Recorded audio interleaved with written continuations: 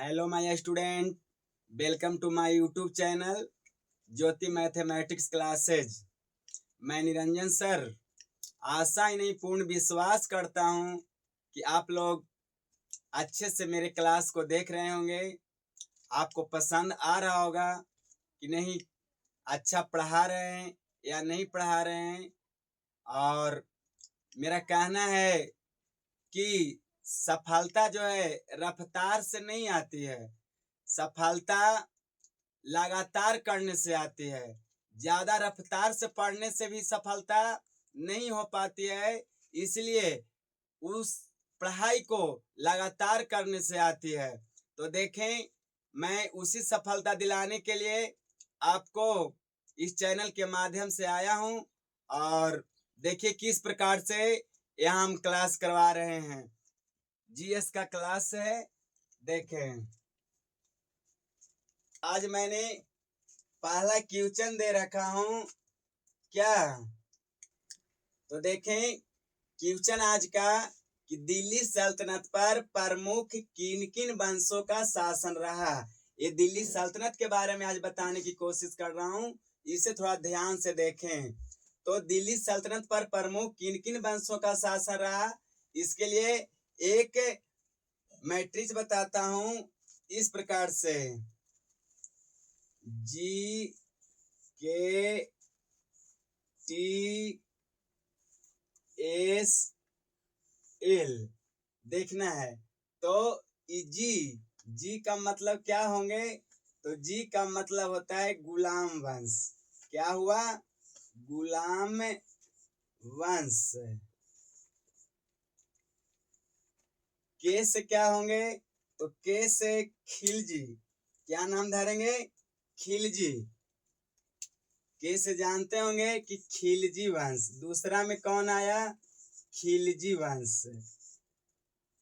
फिर टी का मतलब क्या हुआ, तो टी से होता है तुगलक। इसको याद रखेंगे अच्छा ढंग से, हर समय एक क्वेश्चन परीक्षा में आते रहते हैं। तो जी से गुलाम, के से खिलजी, टी से तुगलक और एस से होते हैं सैयद वंश। चौथा में सैयद वंश आया। और एल का मतलब याद रखिएगा लोदी वंश। दिल्ली सल्तनत पर सबसे अंतिम किस वंश ने शासन किया, तो लोदी वंश ने किया। अब बताने जा रहा हूं कि इस प्रकार से शासन किया। 5 प्रमुख राजवंशों ने दिल्ली सल्तनत पर राज किया, शासन किया। तो आप थोड़ी सी बात इसके बारे में जान जाएं कि गुलाम वंश का शासन काल कब से कब तक रहा। तो गुलाम वंश का शासन काल 1390 से नहीं 12।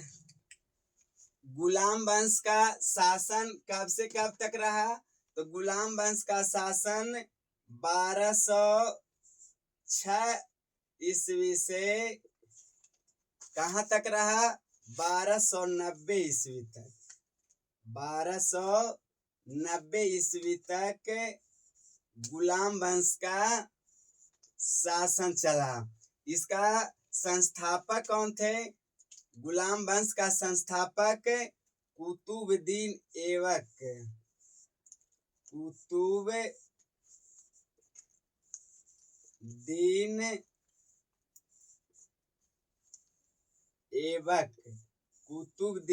ऐबक जो थे गुलाम वंश की संस्थापक थे। इन्होंने गुलाम वंश की स्थापना किया था सबसे पहले आकर के।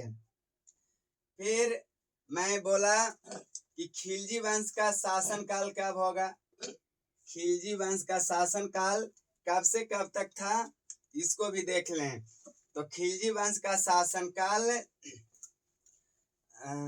1290 से 1290 ईस्वी से 1320 ईस्वी तक।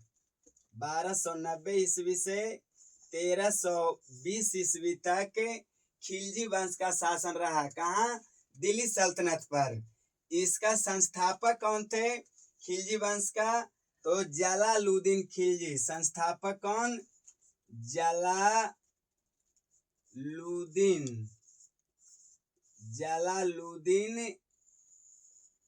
खिलजी। जलालुद्दीन खिलजी। खिलजी वंश का संस्थापक कौन थे? जलालुद्दीन खिलजी। इन्होंने कब से कब तक शासन किया? तो 1290 ईस्वी से 1320 ईस्वी तक इन्होंने दिल्ली सल्तनत पर राज किया। तुगलक वंश का शासनकाल कब से कब है? तो तुगलक वंश का शासनकाल हो गया 13। तो देखें दिल्ली सल्तनत पर प्रमुख किन किन वंशों का शासन रहा, एक बार पुनः समझ लें। तो आप इसको से समझिएगा कि GKTSL मतलब जी से गुलाम वंश, के से खिलजी वंश, टी से तुगलक वंश, एस से सैयद वंश और एल से लोदी वंश हुए।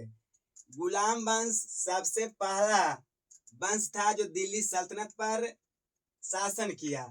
गुलाम वंश का शासन काल 1206 ईस्वी से 1290 ईस्वी तक माना गया। इनका संस्थापक कौन थे? कुतुबुद्दीन ऐबक थे। दूसरा वंश किसका आया? तो खिलजी वंश का। खिलजी वंश का शासन काल कब से कब तक रहा? तो 1290 ईस्वी से 1320 ईस्वी तक खिलजी वंश का शासन रहा सल्तनत, दिल्ली सल्तनत पर। इनका संस्थापक जलालुद्दीन खिलजी हुए। फिर तुगलक वंश आया।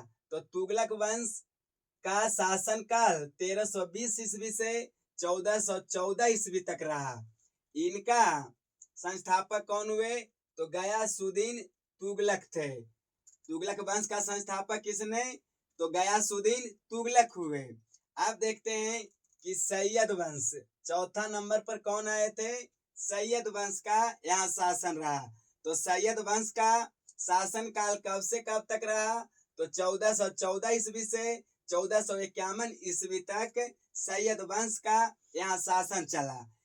सैयद वंश का पूछा जाए कि सैयद वंश का संस्थापक कौन थे? तो सैयद वंश का संस्थापक खिज्र खां थे। यहाँ तक समझ में आ रहा होगा। अब देखते हैं आए लोदी वंश। लोदी वंश का शासन काल कब से कब तक रहा दिल्ली सल्तनत पर? तो 1451 ईस्वी से 1526 ईस्वी तक लोदी वंश का शासन रहा। और इनका संस्थापक कौन हुए? तो बहलोल लोदी हुए। दिल्ली सल्तनत का अंतिम शासन और दिल्ली सल्तनत पर अंतिम शासन किसका रहा? तो लोदी वंश का रहा। इनका अंतिम शासक कौन थे? तो इब्राहिम लोदी थे। तो यहाँ तक आशा करता हूँ कि इस बात को समझ जाएं। ये बहुत इंपॉर्टेंट क्वेश्चन होते हैं। इससे हर प्रकार की सवाल को पूछा जाता है। इसे ध्यान से देखिए, अच्छा से उतार लीजिए। हाँ देखें अगला क्वेश्चन भूगोल से दिया हूँ, वो इतिहास से था। कम ही पढ़ें लेकिन पूर्ण रूप से याद करने वाला पढ़ें। रफ्तार नहीं, लगातार पढ़ाई होनी चाहिए दोस्त। तो देखें कैसे सीखना है। तो भूगोल की बात है कि मैंने दिया कि निम्न खाने कहाँ है।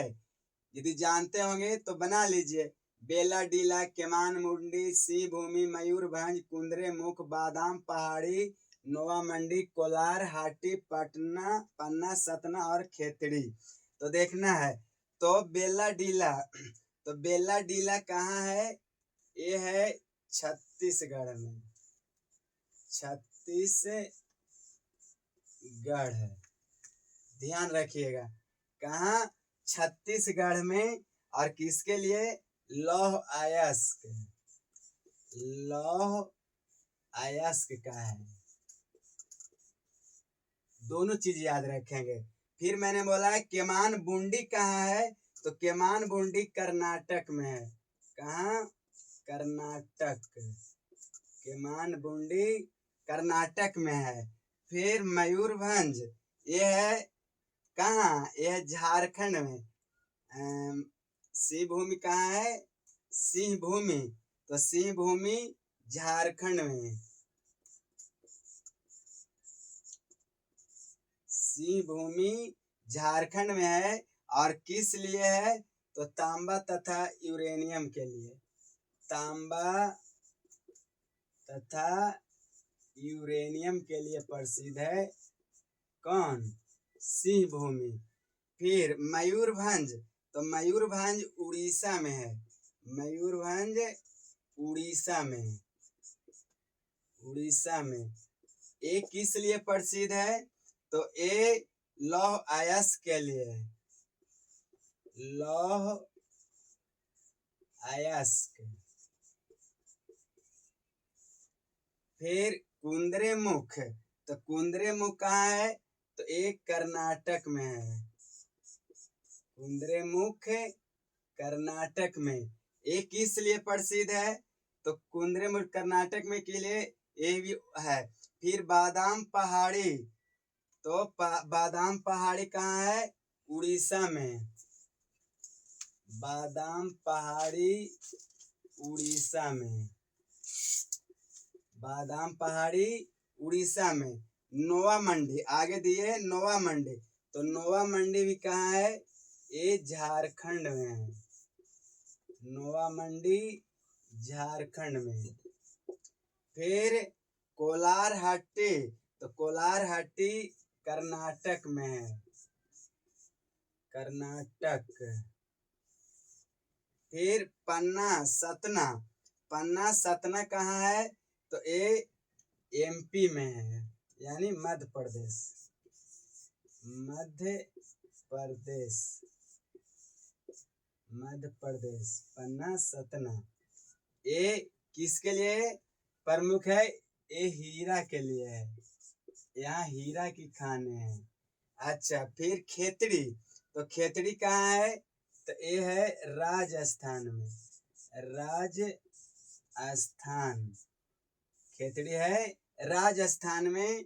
कौची के लिए है ये है तांबा के लिए। देखें, ये मैंने भूगोल से प्रश्न दिया एक, इसे ध्यान से याद करेंगे। एक एक बात को याद करेंगे तो एक बहुत बड़ा भंडार बनेगा। तो एक एक बात को याद रखें।